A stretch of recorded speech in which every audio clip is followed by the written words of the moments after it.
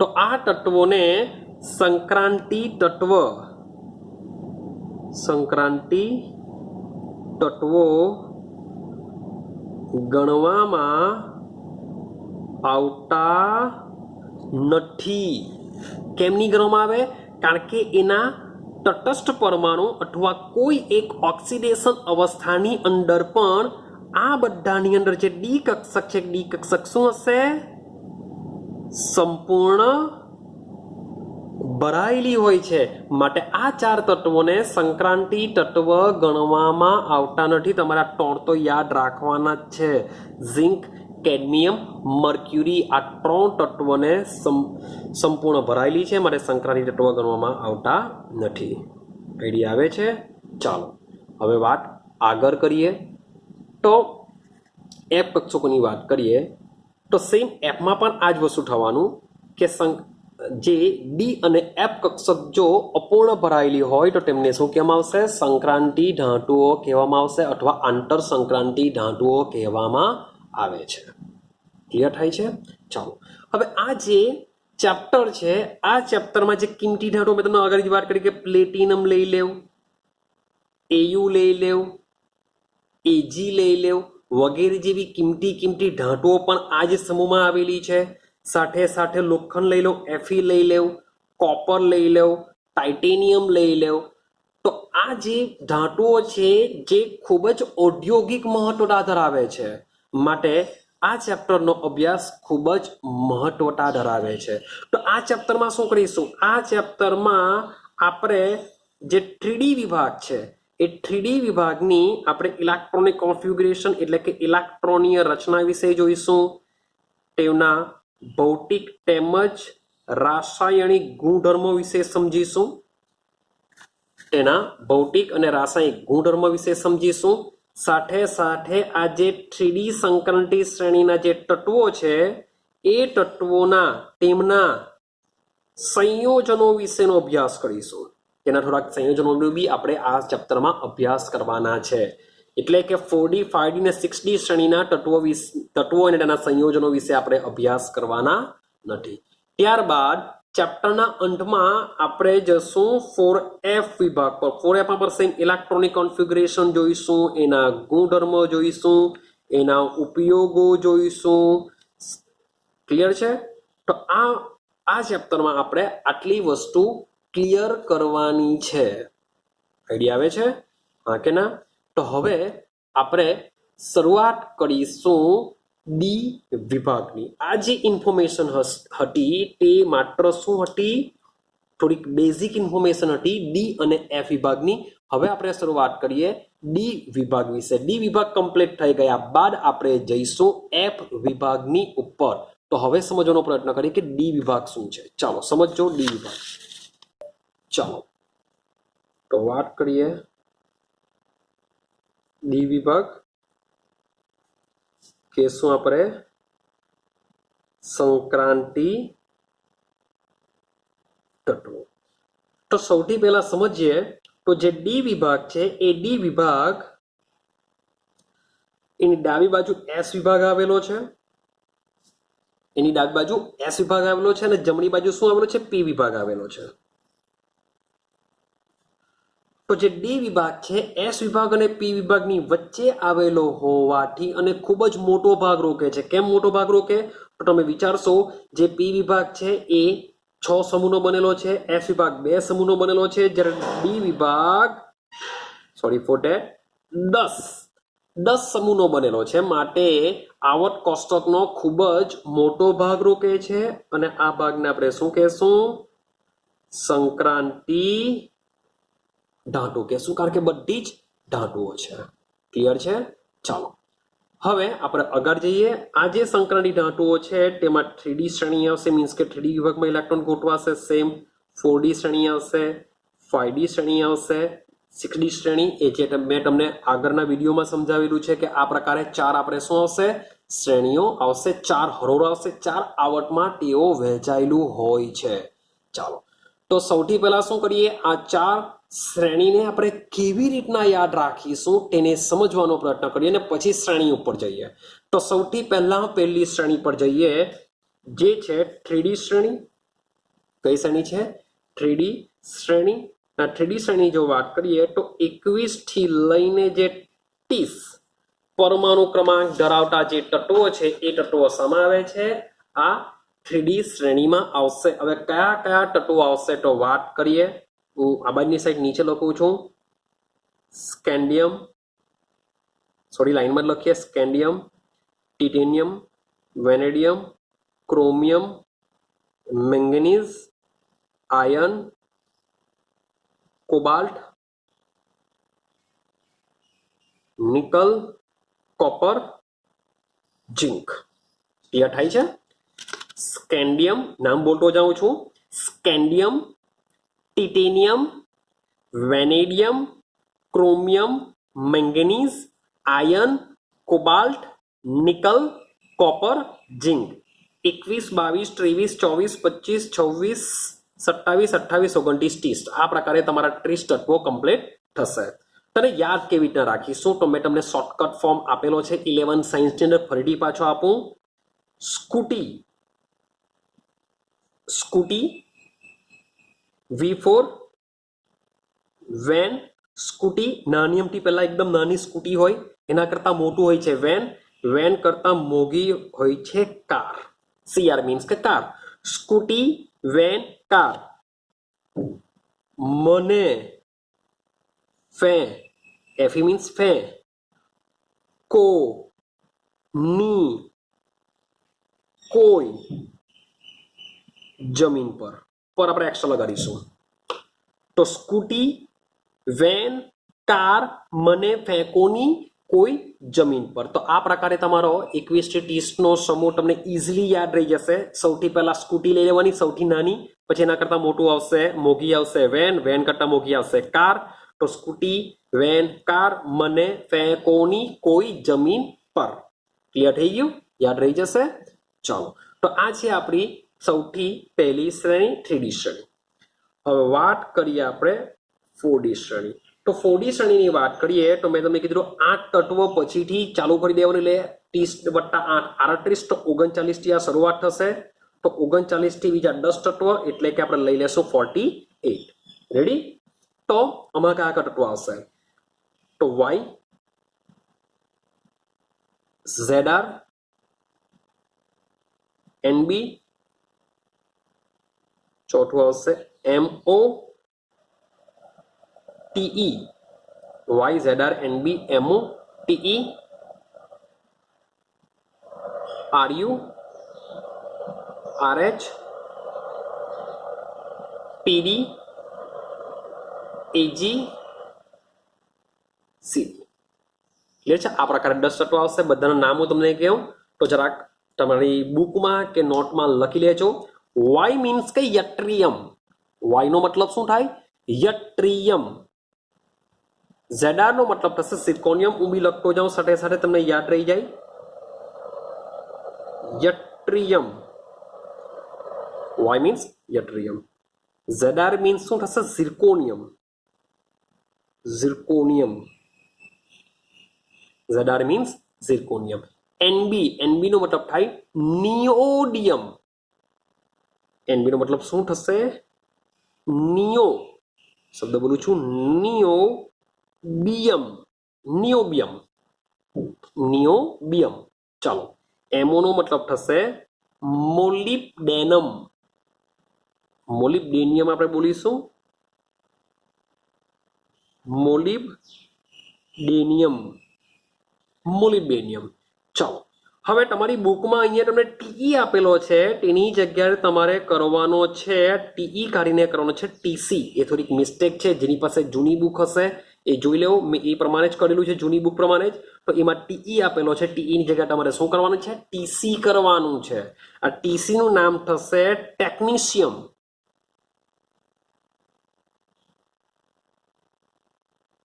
શબ્દ બોલું છું, TE ની જગ્યાએ શું કરવાનું છે? તમારે TC કરવાનું છે. નામ થશે ટેકનિશિયમ. તો બુકમાં થોડુંક ચેન્જ કરી દેજો. ચલો, RU ની વાત કરીએ. હા, જે નવી બુક લાવ્યા હશે તેમાં મે બી સુધારો થઈ ગયો હોઈ શકે, પણ જેની પાસે જો જૂની બુક હોય, શરૂઆતની મીન્સ કે પહેલા જ વર્ષની NCERT ની બુક, તો એ બુકમાં ટીઈ આપેલું છે, તો ટીઈ ની જગ્યાએ ટીસી આવશે, નામ થશે ટેકનિશિયમ. ચાલો આરયુ ની વાત કરીએ. આરયુ નું નામ થશે રૂથેનિયમ. રૂથેનિયમ. આરયુ મીન્સ રૂથેનિયમ. ચલો આરએચ ની વાત કરીએ. આરએચ નો મતલબ થાય રોહોડિયમ. રોહોડિયમ લખી દેજો. આરએચ નો મતલબ થાય રોહોડિયમ. ચાલો પીડી ની વાત કરીએ. પીડી આઈડિયા હશે પેલેડિયમ. પીડી નો મતલબ શું થાય? પેલેડિયમ. ચાલો એજી સિમ્પલ છે. એજી બધાને જ ખબર હશે. એજ નો મતલબ શું થશે? સિલ્વર. અને સીડી નો મતલબ થશે કેડમિયમ.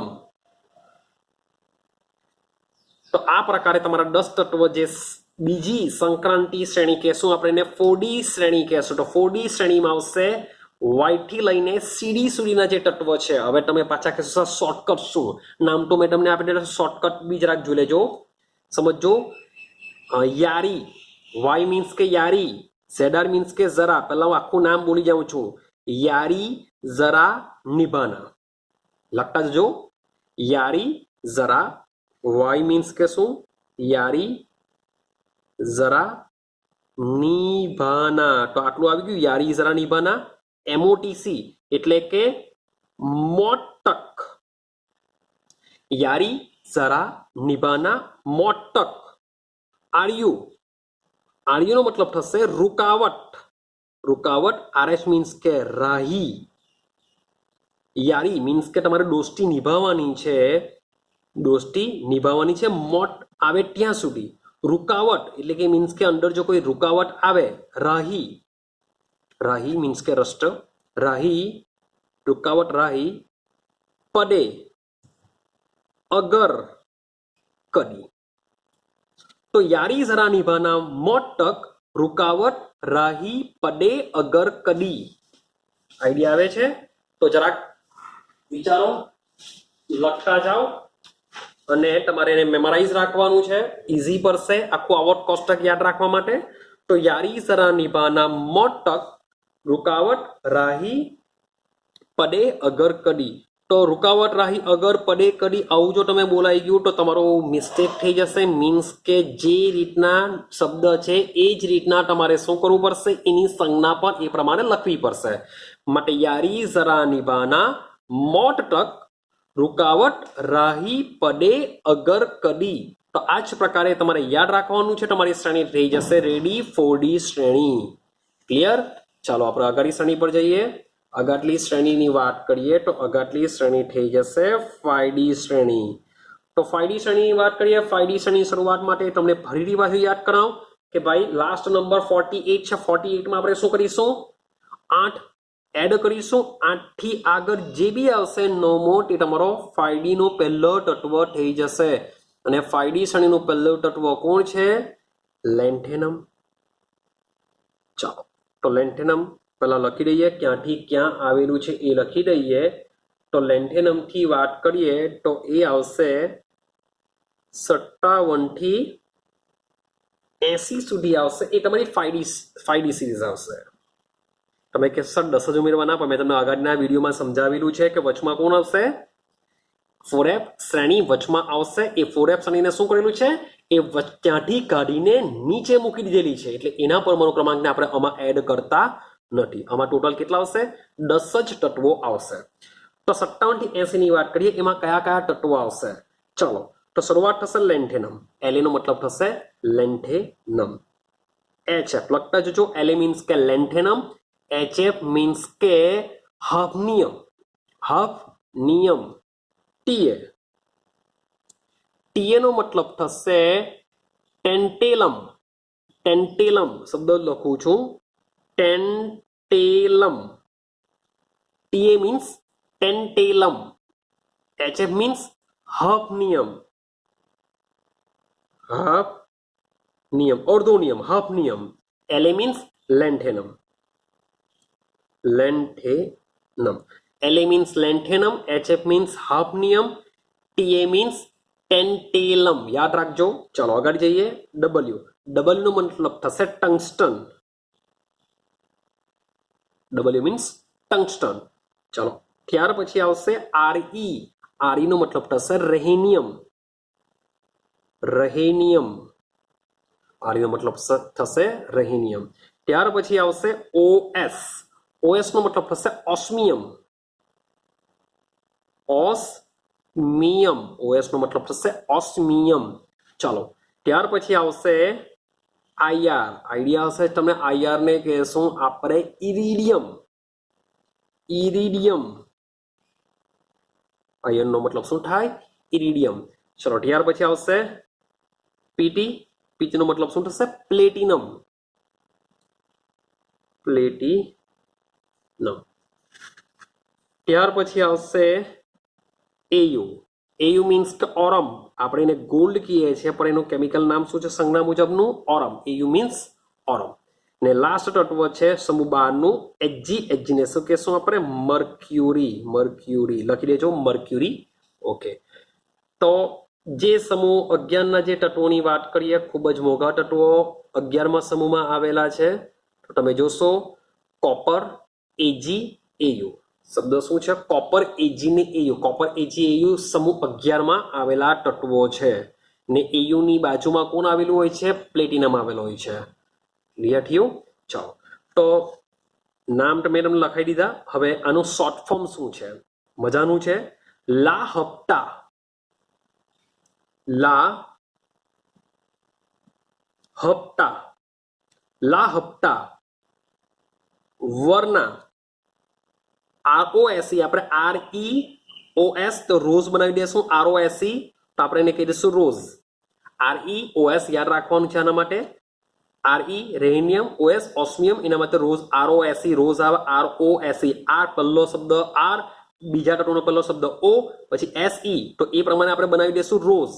તો લા હપ્તા વર્ના રોઝ. ઇરિડિયમ પરથી ઈડર. પી. પીટી પરથી પી. પીટુંગ. પીટુંગા.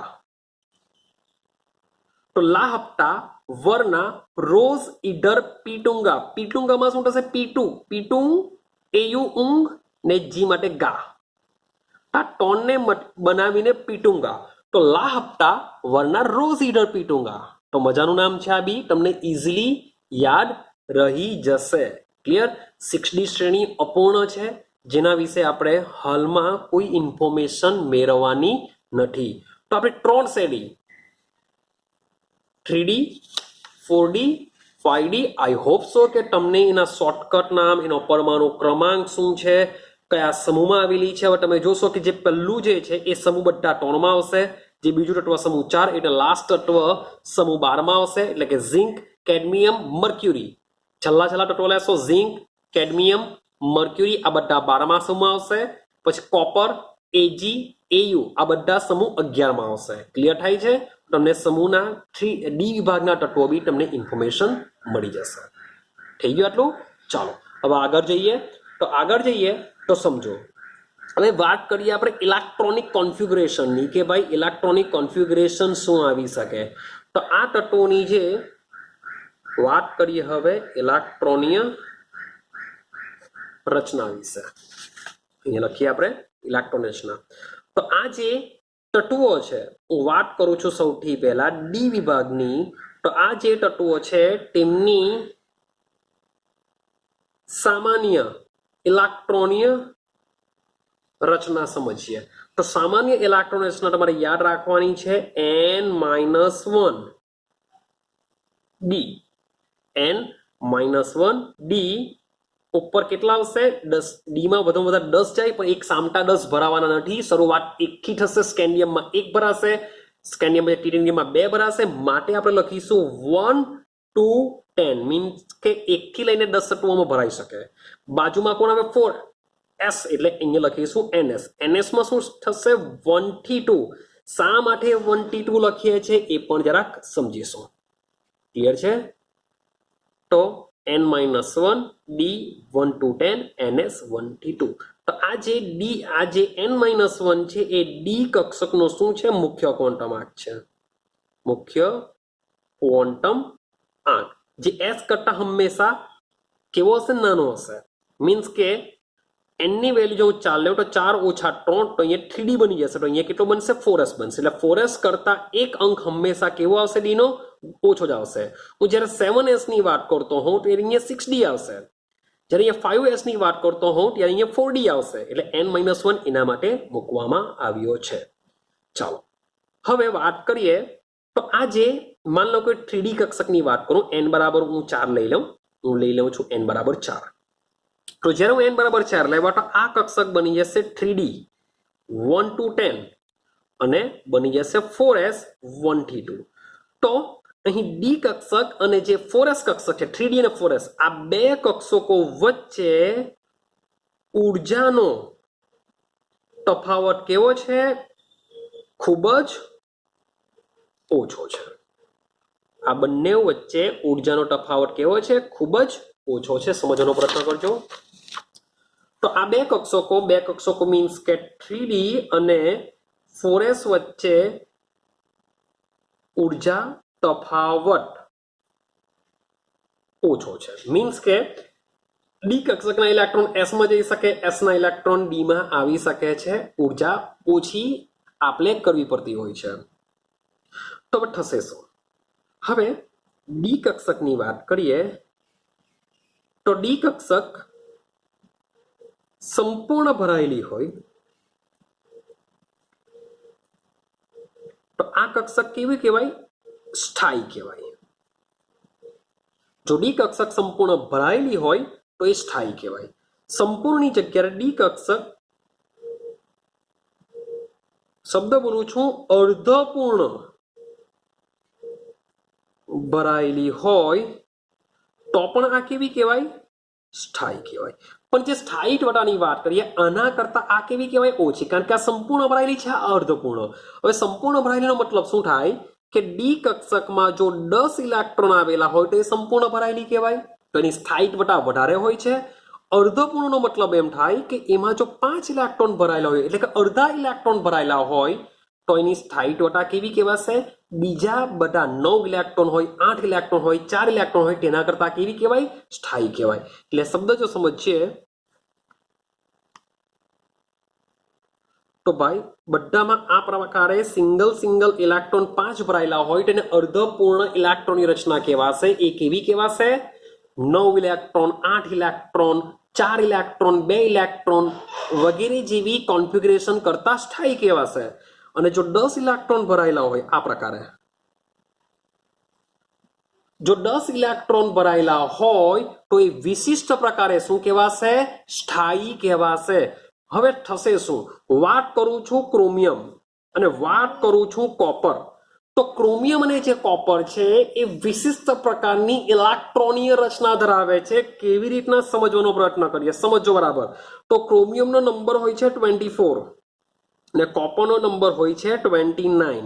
તો બંનેની ઇલેક્ટ્રોનિક કોન્ફિગરેશન આપણે યાદ રાખવાનું છે. 11 સાયન્સમાં ઓલરેડી આવી જાય છે. સમજવાનો પ્રયત્ન કરીએ તો ક્રોમિયમની વાત કરીએ તો આર્ગોન 3d 4s. કોપરની વાત કરીએ આર્ગોન 3d 4s. આર્ગોનની અંદર 18 ઇલેક્ટ્રોન, 18 ને 2 20, 20 ને 9 29. ખરે લખીને હું પહેલા રૂલ્સ એન્ડ રેગ્યુલેશન મુજબ ભરું. આ પ્રકારે રૂલ્સ એન્ડ રેગ્યુલેશન મુજબ ભરાશે. ક્રોમિયમની વાત કરું તો ક્રોમિયમમાં 18 ને 2 20, 20 ને 4 24. ખરેખર રૂલ્સ એન્ડ રેગ્યુલેશન મુજબ ક્રોમિયમ અને કોપરની ઇલેક્ટ્રોનિક કોન્ફિગરેશન આ પ્રકારની હોય છે. પરંતુ થવાનું શું કે ક્રોમિયમ અને કોપર જો સ્થાયીત્વતા મેળવવું હોય, સ્ટેબલ થવું હોય તો 3d માં 9 ઇલેક્ટ્રોન છે. મીન્સ કે કોપરમાં 3d માં જો 1 ઇલેક્ટ્રોન જો મળી જાય તો એ સ્થાયી બની જશે. તો સ્થાયી બનવા માટે શું કરશે? s નો 1 ઇલેક્ટ્રોન મૂવ કરીને 3d માં જશે. શા માટે આવું થશે? કારણ કે કોપર સ્થાયીત્વતા મેળવી શકે. માટે કોપરની ઇલેક્ટ્રોનિક કોન્ફિગરેશન થઈ જશે આર્ગોન 3d 10 4s 1 થઈ જશે. એટલે કે વિશિષ્ટ પ્રકારે કેવું બની જશે? સ્થાયી બની જશે. સેમ ક્રોમિયમમાં બી અર્ધપૂર્ણ ઇલેક્ટ્રોનિક કોન્ફિગરેશન પ્રાપ્ત કરવા માટે, કારણ કે 3d માં 4 ઇલેક્ટ્રોન છે તો 5 ઇલેક્ટ્રોન થઈ જાય તો અર્ધપૂર્ણ ભરાયેલી ઇલેક્ટ્રોનિક કોન્ફિગરેશન થઈ જશે. તો અહીં પણ નજીકની જે 4s કક્ષક છે 4s કક્ષકનો એક ઇલેક્ટ્રોન શું કરશે 3d માં ટ્રાન્સફર થશે માટે ઇલેક્ટ્રોનિક કોન્ફિગરેશન બની જાય આર્ગોન 3d5 4s 1 બની જશે આઈડિયા આવે છે તો ખરેખર જ્યારે ક્રોમિયમ અને કોપરની ઇલેક્ટ્રોનિક કોન્ફિગરેશન પૂછાય તો તમારે રૂલ્સ એન્ડ રેગ્યુલેશન વાળી લખવાની નથી પરંતુ લખવાની શું છે argon 3d5 4s1 argon 3d10 4s1 આ જ પ્રકારે એની ઇલેક્ટ્રોનિક કોન્ફિગરેશન હોય છે માટે આપણે જ્યારે સામાન્ય ઇલેક્ટ્રોનની રચના લખીએ છીએ ત્યારે અહીંયા ચેક કરો આ બે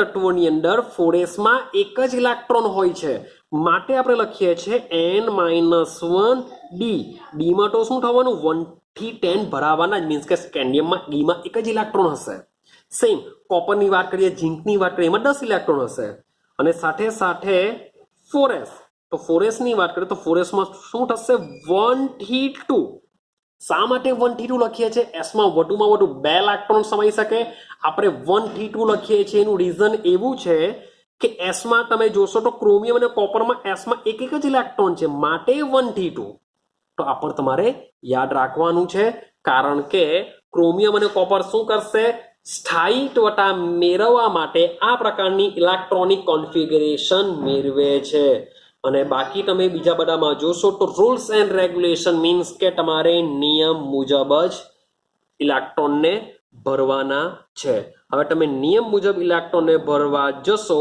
તો મેં તમને અગાડી સમજાવ્યું કે ઝિંકની જે ઇલેક્ટ્રોનની રચના છે તેમાં આર્ગોન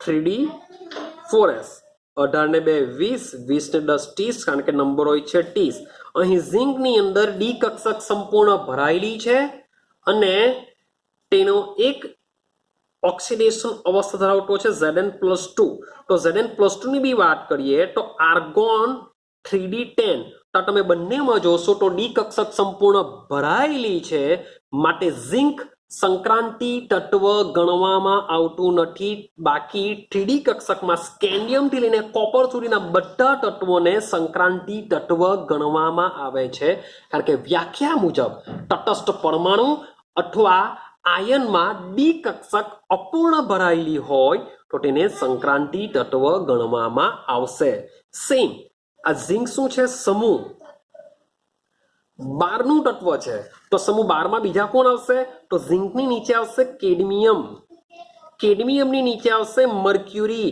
તો ઝિંક કેડમિયમ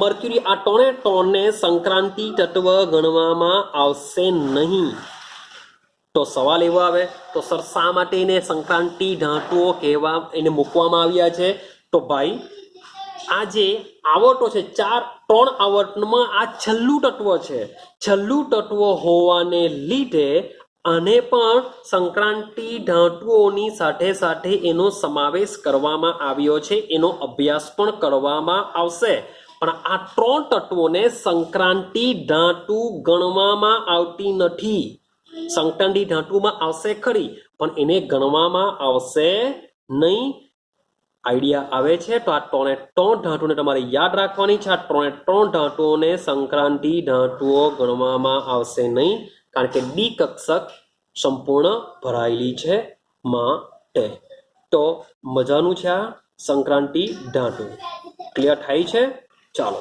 તો અહીં આપણે અહીંયા સુધી જ રાખીએ નેક્સ્ટ વિડીયોમાં આપણે આગળની વાત કરીશું તો હાલમાં માત્ર આટલે સુધી રાખીએ આટલે સુધીને સમજવાનો પ્રયત્ન કરો વિડીયોનો ઓબ્ઝર્વેશન કરો ડી અને એફ વિભાગ બહુ સારું ચેપ્ટર છે 3 માર્ક્સનો ક્વેશ્ચન નીકળે છે બોર્ડમાં તો જેટલું ઇન્ટરેસ્ટ લેશો એટલું તમને આમાં મજા આવશે તો પહેલો વિડીયો છે આ વિડીયોને ક્લિયર કરજો